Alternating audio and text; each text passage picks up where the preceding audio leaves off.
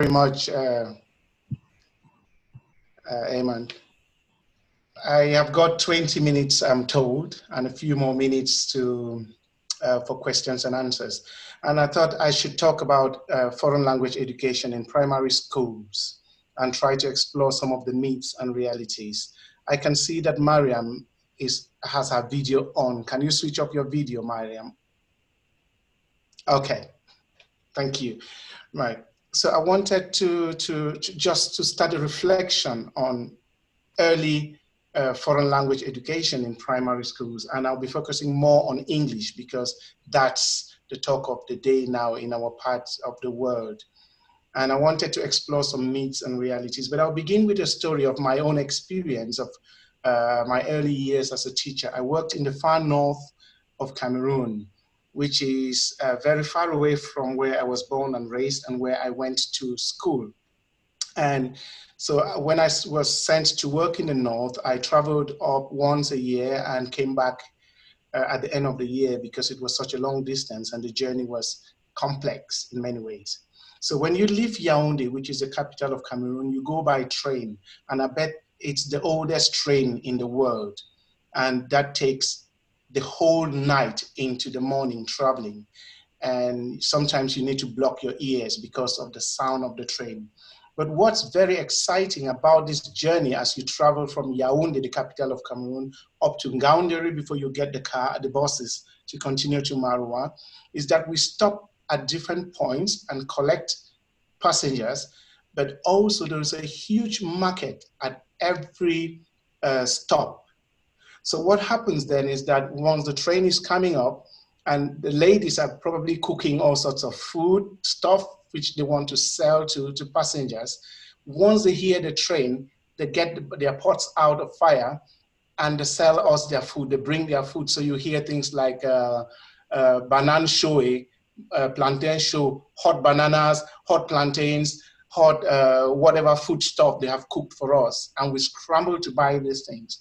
Now, I want you to keep that little story of a typical train stop in Cameroon with all these women flooding with foodstuff, very hot, fresh, straight from the fire. And we'll come back to that image in a moment. Now, in 2013, Howard Coleman did a study across Francophone West Africa. And I'm sure some of our colleagues were involved in this, in Benin, in Burkina Faso, Cote d'Ivoire, Guinea, Mali, Mauritania, Senegal, and Togo. And that book is available online. You can search that online. I have the reference. It's free. And at that time, there was very little talk about English in primary schools in Francophone West Africa. However, the interesting thing about Howard Coleman's study is that he explored the different domains within which English language was used in these countries. And he found that English was mostly used in the commercial and industrial firms, the big companies, for example. And it was used in regional economic cooperation with organizations and banks across countries, but also used in international development agencies like Plan International, VSO, DFID, and all those multi-million agencies in those countries. There were also the peacekeeping missions with soldiers who mostly came from English-speaking countries, including Nigeria, Ghana, Sierra Leone, and the countries, neighboring countries to these French, essentially French-speaking countries. But there were also trading relationships across the border with countries like Nigeria, Ghana, etc. But it was also used in higher education as a way of preparing students for study abroad in Anglophone countries. That's where English was used when Howard Coleman conducted this study. And as a result, there was really no talk about teaching English in primary schools because students were prepared at secondary school and prepared for university education and for the job market in English from secondary school into university. But let's move 5 years ahead or more. Things have suddenly changed. Many countries now are considering implementing English language in primary schools. And by that, I mean many French-speaking African countries. Now, in Anglophone Africa, we are still, and across Africa, especially sub-Saharan Africa, we are still the only continent where children go to school in a language that they don't speak at home. The rest of the world has moved ahead. Africa is the only one. And in Anglophone countries in Africa, our children go to school and learn in the medium of English, which is not the home language. But let's leave that and focus on French-speaking countries for a moment. So these are the countries that have been asking the British Council for advice or support in implementing English language in primary schools. And what are the main driving forces for them? What are the reasons that they are giving the British Council? They're saying that the policymakers are saying that they want to loosen up the national economy. They want to get involved with large international firms coming into their market and investing. And most of these firms come from the United States of America, or maybe from the UK or other English-speaking countries. There's also this national pride to show that we are also preparing bilingual or multilingual, in which case we mean French and English graduates who can get into higher education in Anglophone countries and come back and be excellent English speakers to help us break through to the English market. There is also the recognition that, and this is a sad thing, that English language is not working at secondary levels. After 6 to 7 years of secondary or high school language learning, students are still performing very poorly in English language. Now, and underneath all of this, therefore, is the belief that if children start learning a foreign language very early, they would do very well. These are the driving forces. But there are also other drivers that I've found out in the work that I've been doing in some of these countries so far. The fact that private schools are brandishing themselves as les écoles bilingues and therefore providing English. And parents are seeing these children reciting things in English and telling stories in English, and they're like, and singing songs in English. And they too want English for their children who are in state schools. But very recently, teachers' associations in Africa, more than elsewhere in the world, are beginning to play a very useful role in teacher training and also teacher development, as we know.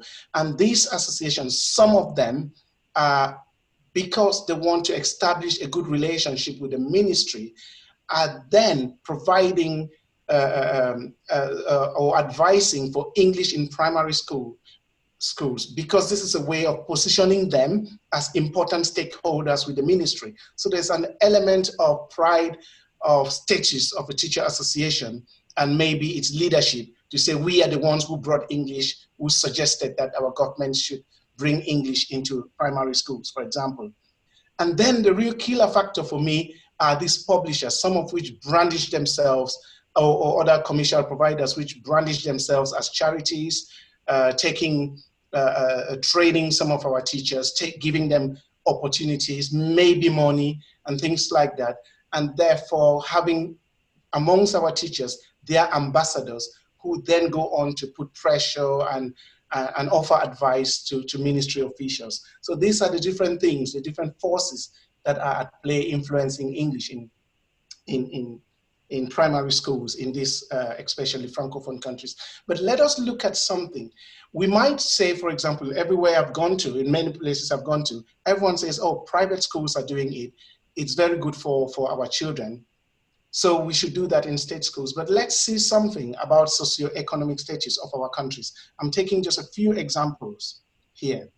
Now, if you look at the World Bank statistics, the wealth in each country is divided into quintiles. So we have 5 groups of people. So the poorest 20% would make up the poorest quintile, and then we have the second, the third, and we have the richest quintile, which is 20% of the top rich population.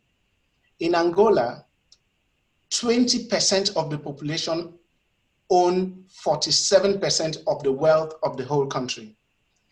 Now the rest of the 80% has to make do with 53% of the wealth. And the statistics you have here show you how much of the wealth of each of this country is owned only by 20% of the population. Now, these are the people who are most likely to send their children to state school or to private schools. Yet the rest of the 80% who become then interested in English education because they are seeing this very rich, small part of the population sending their children to English medium schools end up asking for English medium school, for English language in state schools where 80% of the population and the very poor go to, and where provision is not as effective as provision in some of these very elite primary schools. So let us look at the whole notion of early is better. And because I don't have time, I'm not going into all the little details. But research has shown us, for example, that far from what Wilson, Penfield, and Roberts found out in 1959, which is a long time ago, children actually do not learn languages better than adults. That's not right. What happens is that the average child survives with 50 words in a foreign language. So if you brought them to the UK, for example, and they would quickly pick up a couple of words that would help them survive and navigate with their friends. So play, play, play, kick, kick, kick, for example, if they're playing football. And that's enough. That does not then translate into learning a language faster than adults. No, it doesn't. In fact, research shows us that primary age children learn language more slowly than secondary age children. And I would say why. We also know now that there is virtually no difference in English proficiency when earlier and later starters are compared at the end of secondary school. So if we taught children English from class 1 in primary school to the last year of primary school, and then they went to secondary school and met students who have never learned English, they will definitely be better than those students in the first year of secondary. In the second year, the gap would be reduced. In the third year, they would be the same, or those students who started learning in secondary school become better than those who started in primary school. All research is consistent on that. And the reason is simply because those who started in secondary school have had time to develop they have developed cognitively in the language they are familiar with, and they are therefore more capable of dealing with complex linguistic issues than those who have been struggling in the language through primary schools and probably just singing songs and reciting verses from I don't know what. We also know now from research that a later start is better than an early start as regards speed of learning. So in terms of how quickly people learn a language, it's better when they start late. So if we our government invest a lot of money into English in primary school, just to end up with these students worse than those who started in secondary school, what's the point in investing that money? We could use that money to invest in something else, which I would show in a moment. The last thing I wanted to say, and I'll come back to this study, is that an early start is good. It can be good only if literacy in the first language is well developed. And I'll talk about the study in a moment. So let's start with the conditions for success in English in primary schools. And this is actually the case for Francophone countries as it is for Anglophone countries. If you want our students, if we want our children to be proficient in English language, the strongest condition for that to happen is that they develop strong literacy skills in their first language. Unfortunately, we don't teach French, our first languages that much. However, in Francophone West Africa, for example, where French is the language of instruction, we then need to make sure that our children are very literate.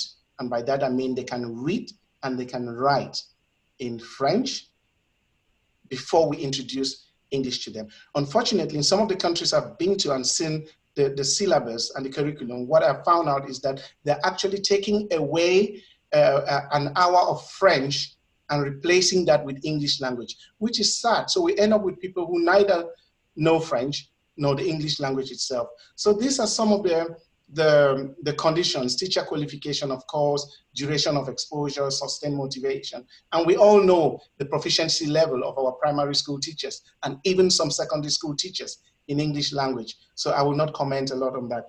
But let's look at the study I just cited. It's a 2009 study in Cameroon, which supports the literacy in first language premise that I just talked about. Now, this study was conducted in 2 schools. And one of the schools, and because the government gave the researchers permission just to do this from year 1 to year 3. So there was a school in which children were taught in their first language, and that's the COM medium school. And they had a neighboring school where children were taught in the medium of English. After the first year, at the end of the first year, they sat the same exams. And the results showed that at the end of the first year, the children who learned in the medium of COM, their first language, scored 62% in COM reading literacy, while those who learned in English medium, English, scored 8.5% in English, in reading in English. The oral English of those who learned through the medium of COM was 52%, while those who learned through the medium of English performed really poor, 35%.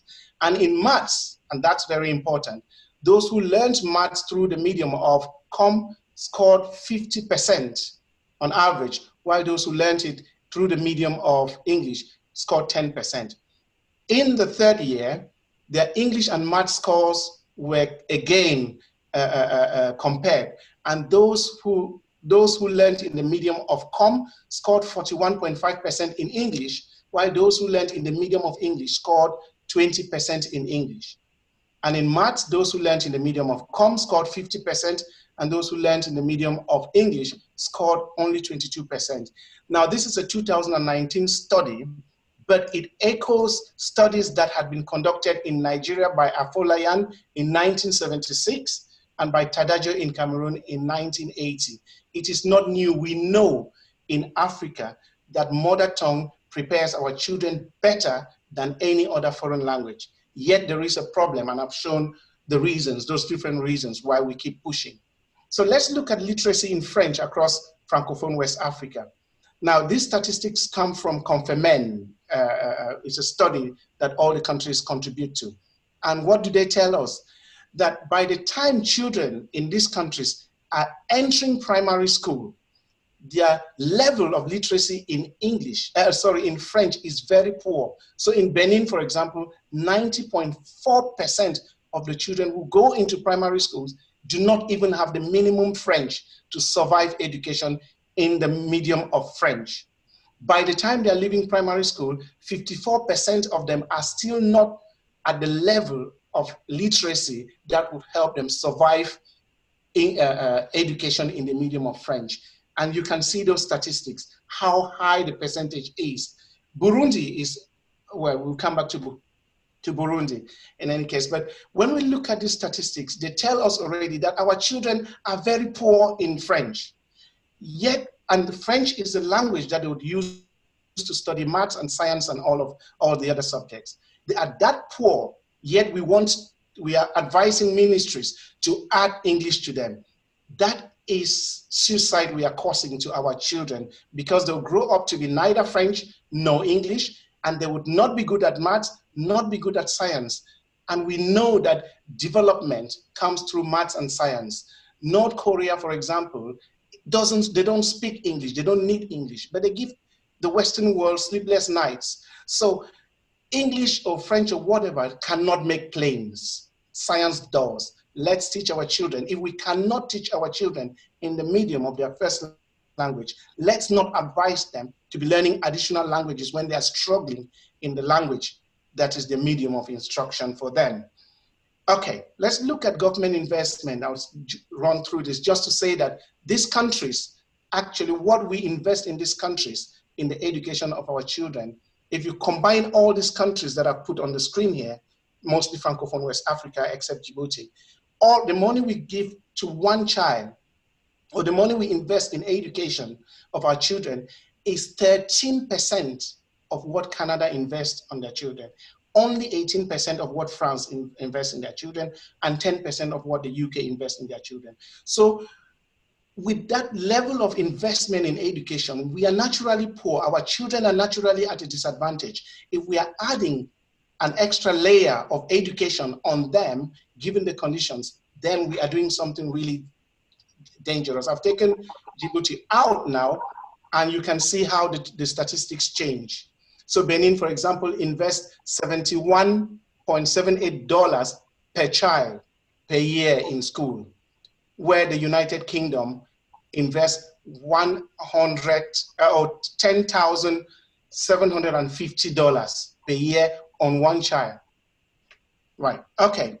So the next thing, and I'm getting towards the end already, is that the reason why I showed those statistics, just to say that we are poor countries and our realities are different. Our classroom conditions are very poor already. There are lots of other factors that affect education and language education. And we cannot be talking about interactive approaches to language education when we have all these contextual challenges. That takes me back to my final slide, the image that I painted at the beginning. There is a hot commodity around the world now, which is called English language. Everyone is scrambling for English language, and there are all sorts of reasons. Now, one of the things that happened when we drove up to Banjok, when we went up to Banjok, is that these ladies, the food they brought to sell to us was not always well cooked, because maybe sometimes they put the pot on the fire, and once they hear the train, they run to us, they get the pot out, and they sell us hot food, which is not cooked. It is when we've left now, we've paid them, and we've left with the train, that we discover that the food we bought wasn't well cooked, and we wasted money, we throw the food away. English is that hot commodity now. Africa has a habit of rushing into everything new. Let us, as language teachers, not rush into new things, because if you're in a hurry to buy, someone's going to be in a hurry to sell you uncooked food. If you want to be in a hurry to buy English language, there would be people out there selling you uncooked English language. I was in Morocco, when I went to the conference in Morocco, we visited a couple of schools. And in one of those schools, I found a textbook that is also used to teach English in Côte d'Ivoire. And then I opened the book to a random page and asked my colleague, I just want you to read this page and tell me what age group you would use this page to teach English to. And he read the text and told me 16 years to 17 years. And then I turned that around and he saw that the book was meant for 8-year-old children. That is the kind of material that we find in textbooks that are being brandished as excellent textbooks for primary schools in our Francophone countries, because we are running after English language. We are being sold stuff that we would end up throwing out of the window. I was in another country recently, and I observed a teacher teaching sound and word building based on what materials that some generous foreign provider had provided to them. And the inspectors were there, and my colleagues who went with me saw that it was complete chaos, because the French teacher taught them that in French, the letter H is mute before the letter O. So, O, for example, and this teacher not only was teaching them from the textbook they were using, vocabulary that is not relevant to their context, mop and hop. For children who come from houses where they don't have a cemented floor, they don't even know what mop is. They don't need to know what mop means, but they were being taught mop. And each time the teacher wanted them to pronounce H-O as ho, the children said O. Of course, because in the French literacy lesson, the teacher had taught them that that is pronounced as O. And the same teacher, a few minutes after, was teaching them English and saying ho. And I watched these 6-year-old kids staring at their teacher, and I thought maybe in their brains, they're saying this teacher is a liar. How can you teach us one thing and the next minute you are teaching us another thing? So my final word is, if you are called upon to advise on the introduction of English, be honest to yourself. The popular belief that children learn better than adults is an age-old belief that is invalid. It is completely irrelevant. It is not true. It will never be true. Maybe it will be, not in our lifetime, and all research is against that. Don't hurry to buy, because you'll end up buying cheap and throwing it out of the window. Thank you. And those are my references if you want to Dr. look at Harry some. Kuchah for the thought-provoking presentation. I'm sure there are a lot of questions waiting for you, but we only have about 5 minutes to ask questions. And if I may ask the participants, type their question instead of speaking. Please type your question, and Dr. Hari Kuchah will try to answer as many as he can in about 3 to 4 minutes.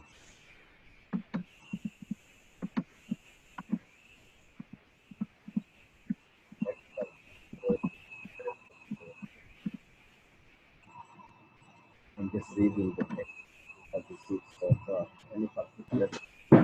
Any questions? I haven't seen any questions yet. Okay.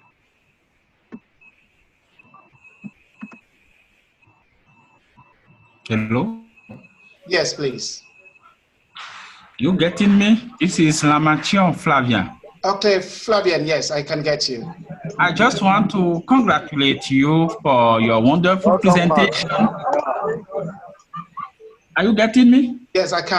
I get you. Yeah, thank you, Yeah, Flavian. I do like your presentation, and I would say that we will continue with the reflection and the talk to those educational authorities, in order to think more about the introduction of English in primary school. Thank you so much for this presentation. Thank you. Thank you. Yeah, just an additional comment very quickly. Hello. Yeah, yes, please. Ernest? Yeah, Ernest. Yeah, from the Cote d'Ivoire. Yako. Yes, it is Ernest Biada from Cote d'Ivoire.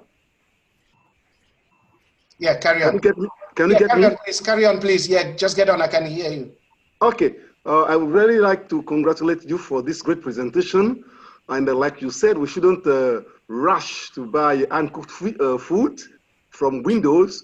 And we really experience this sometimes when we travel in our countries.